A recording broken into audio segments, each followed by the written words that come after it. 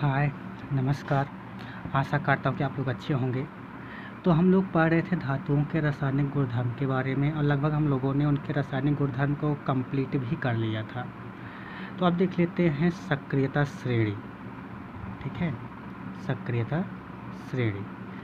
देखो, सक्रियता श्रेणी क्या होता है? जो धातु होते हैं उनकी क्रियाशीलता के अनुसार, ठीक है, धातुओं को उनकी क्रियाशीलता के अनुसार व्यवस्थित करने से एक श्रेणी प्राप्त होती है। अरे समझ में, धातुओं को उनकी क्रियाशीलता के अनुसार व्यवस्थित करने से जो श्रेणी प्राप्त होती है उसे कहते हैं धातुओं की सक्रियता श्रेणी। क्रियाशीलता के अनुसार का मतलब चाहे आरोही क्रम में रखें चाहे अवरोही क्रम में व्यवस्थित करके रखें, चाहे घटते क्रम में और चाहे बढ़ते क्रम में। मतलब धातुओं को उनकी क्रियाशीलता के अनुसार घटते क्रम में या बढ़ते क्रम में व्यवस्थित करने से जो श्रेणी प्राप्त होती है उसे धातुओं की सक्रियता श्रेणी कहते हैं। जैसे आप लोग यहाँ देख रहे हैं, पोटेशियम है, फिर सोडियम है, कैल्शियम है, मैग्नीशियम है, एल्युमिनियम है, जिंक है, आयरन है, लेड है, हाइड्रोजन है, कापर है, मरकरी है, सिल्वर है, गोल्ड है। ठीक है, तो यहाँ जो पोटेशियम है इसकी क्रियाशीलता सबसे अधिक है। उसके बाद क्या है? सोडियम है। उसके बाद किसका है? कैल्शियम की क्रियाशीलता है। उसके बाद किसका है? मैग्नीशियम का। इसी प्रकार से जैसे जैसे नीचे आएंगे वैसे वैसे उनकी क्रियाशीलता कम होती जाएगी। ठीक है, तो यही तो उनकी क्रियाशीलता के अनुसार उनको व्यवस्थित कर दिया गया है, तो इससे ये श्रेणी प्राप्त हुई है। यही जो श्रेणी प्राप्त हुई है यही कहलाता है धातुओं की सक्रियता श्रेणी। अरे बस समझ में। अब जैसे यहाँ से हम लोग नीचे से देखें, गोल्ड का सबसे कम है और ऊपर जाएंगे सिल्वर उससे अधिक है, और ऊपर जाएंगे पारा अर्थात मरकरी उससे अधिक है, फिर कापर है, फिर हाइड्रोजन है। मतलब यहाँ से नीचे से ऊपर जाएंगे तो बढ़ेगा उनकी क्रियाशीलता, और ऊपर से नीचे आएंगे तो क्या होगा? घटेगा उनकी क्रियाशीलता। तो यही चाहे ऊपर से नीचे देखा जाए चाहे नीचे से ऊपर देखा जाए तो भी तो श्रेणी वही प्राप्त होगी। ठीक है, तो वही है कि चाहे धातुओं के आरोही क्रम में व्यवस्थित किया जाए चाहे आरोही क्रम में, दोनों से हमें जो श्रेणी प्राप्त होती है वही कहलाती है धातुओं की सक्रियता श्रेणी। ठीक है, और सबसे अधिक किसकी सक्रियता श्रेणी है? पोटेशियम का। सबसे कम किसका है? गोल्ड का। पूछ लेता है कि धातुओं की सक्रियता श्रेणी में सबसे अधिक क्रियाशील तत्व कौन सा है या सबसे कम क्रियाशील तत्व कौन सा है। ठीक है, तो सबसे अधिक क्या है? पोटेशियम। सबसे कम क्या है? गोल्ड अर्थात सोना।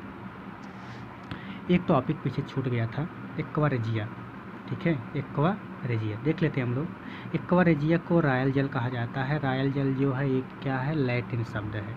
ठीक है, इसमें क्या होता है? एक मिश्रण होता है और उस मिश्रण में जो है 3 भाग सांद्र हाइड्रोक्लोरिक अम्ल होता है और 1 भाग नाइट्रिक अम्ल होता है। मतलब 3 भाग सांद्र हाइड्रोक्लोरिक अम्ल 1 भाग सांद्र नाइट्रिक अम्ल का जो मिश्रण प्राप्त होता है उसे कहते हैं एक्वा रेजिया।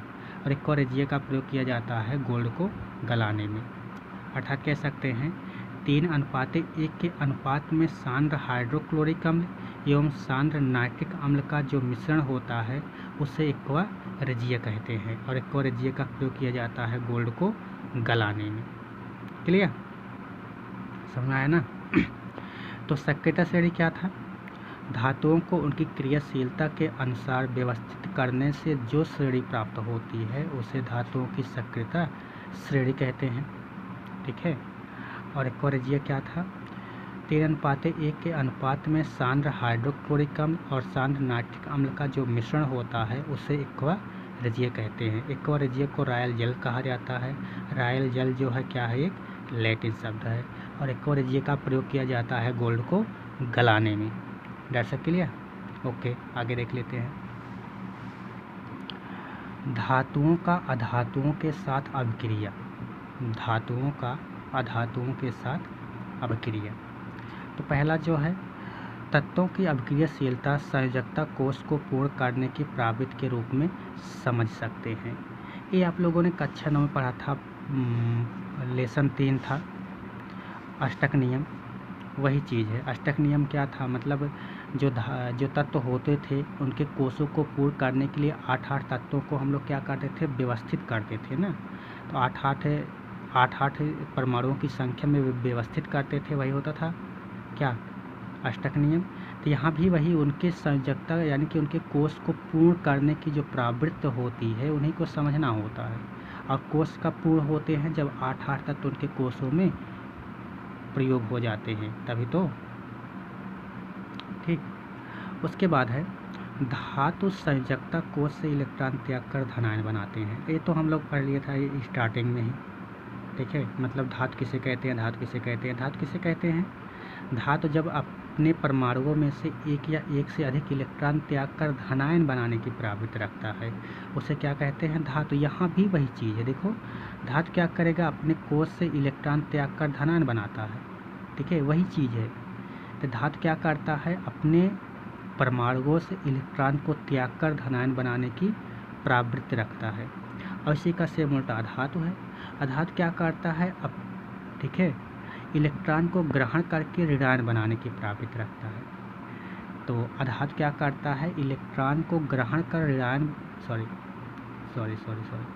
अधातु क्या करेगा, इलेक्ट्रॉन को ग्रहण कर, ठीक है, ऋणायन बनाने की प्रवृत्ति रखता है।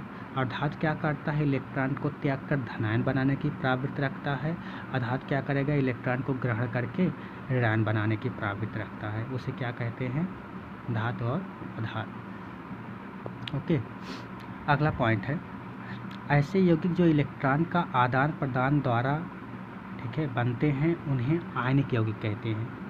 मतलब जो भी यौगिक इलेक्ट्रॉनों के आदान और प्रदान से बनते हैं उन्हें क्या कहते हैं, आयनिक यौगिक कहते हैं। ठीक है, ओके। एक्चुअली मैंने ये सब कर दिया है, इसलिए कर दिया गया है क्योंकि इसके पहले मैं वीडियो रिकॉर्ड कर रहा था तो उसमें कुछ गलतियाँ हो गई थी। मैंने मतलब पुनः उस वीडियो को देखा तो उसमें कुछ गलती हुई थी, इसलिए मैंने उसको पुनः इसको रिकॉर्ड करना शुरू किया। इसलिए सब मैंने यहाँ पे सॉल्व कर दिया था। आप लोग यहाँ भी देख रहे थे, कुछ चीज़ें मैंने यहाँ पे कर दिया था, तो इसलिए सॉरी। ठीक है, देख लेते हैं। देखो सोडियम है और क्या है, कैल्शियम है। आयनिक यौगिक कैसे बनते हैं देख लेते हैं। देखो सोडियम का जो परमाणु क्रमांक होता है कितना होता है, 11। ठीक है, इसको जब हम लोग इलेक्ट्रॉनिक विन्यास करेंगे अर्थात के एल एम में, तो के में 2 होते हैं, एल में 8, एम में 8 इलेक्ट्रॉन होते हैं ना। तो देखो इसको जब हम लोगों ने इलेक्ट्रॉनिक विन्यास किया 2, 8, ठीक है, 2, 8, 8, 2, 10 हो गया। एक बच्चा, एक को क्या करेंगे, निकाल देगा। जब एक को निकाल देगा तो इसके ऊपर क्या आ जाएगा, +4। देख रहे हो यहाँ पे Na था, इसने एक इलेक्ट्रॉन को यहाँ देख रहे हो निकाल रहा है, एक इलेक्ट्रॉन निकाल दिया। जब एक इलेक्ट्रॉन किसी को देगा तो उसके ऊपर कितना चलेगा, 1+ चलेगा, क्योंकि ये दे रहा है ना, देने वाला दाता होता है, उसके पास अधिक होते हैं। जब एक अपने में से इलेक्ट्रॉन को निकाल देगा तो क्या बना लेगा, धन आयन बना लेगा। यहाँ क्लोरीन देख लो, क्लोरीन का परमाणु क्रमांक कितना होता है, 17। इसको हम लोग किए 2, 8, 10, 7, 17, 7 यहाँ बचा है। इसको पूर्ण अवस्था में आने के लिए 8 इलेक्ट्रॉन चाहिए, अर्थात एक की कमी है। तो जब एक की कमी है तो एक इलेक्ट्रॉन किसी से उधार लिया। जब एक इलेक्ट्रॉन ने किसी से उधार लिया तो Cl क्या बना लिया, माइनस। जब एक इलेक्ट्रॉन उधार लिया तो यहाँ 7 था, कितना हो गया, 8, इसलिए Cl क्या आ गया, माइनस आ गया। 2, 8, 8, Cl माइनस आ गया। इसने इलेक्ट्रॉन ग्रहण किया इसलिए ऋणायन आया, इसने इलेक्ट्रॉन को त्यागा था इसलिए क्या आया था, धन आयन आया था। ठीक है, यहाँ पे आप देख रहे हो सोडियम था, सोडियम को हम लोग एक इलेक्ट्रॉन इसने निकाला था ना, इसको डॉट से लिखते हैं। और क्लोरीन था, ये 7 इलेक्ट्रॉन था, 2, 2, 4, 2, 6 और 6 और 1, 7। ये सोडियम क्या करेगा, ये दे देगा किसको, क्लोरीन को, क्योंकि इसको 8 इलेक्ट्रॉन की आवश्यकता पड़ती है। तो सोडियम अपना इलेक्ट्रॉन किसको दे देगा, क्लोरीन को। तो क्लोरीन को जब दे देगा तो ये भी क्या बना लेगा, स्थायी कक्षा बना लेगा। तो सोडियम ने दिया था इसलिए यानी पॉजिटिव आया, क्लोरीन ने ग्रहण किया था इसलिए क्या आ गया, Cl नेगेटिव आ गया। इसी को कहते हैं क्या, आयनिक यौगिक। बात समझ में, गुड। तो इसके बाद हम लोग पढ़ेंगे आयनिक यौगिक के गुणधर्मों के बारे में, उसको अगले में पढ़ते हैं।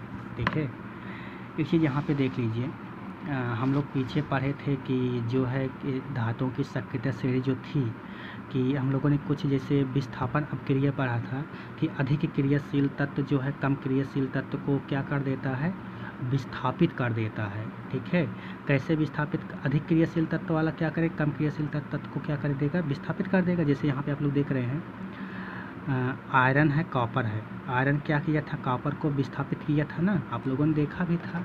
ठीक है, एग्जाम्पल से देख लेते हैं, पुनः देख लेते हैं। जैसे हम लोगों ने देखा था क्या था,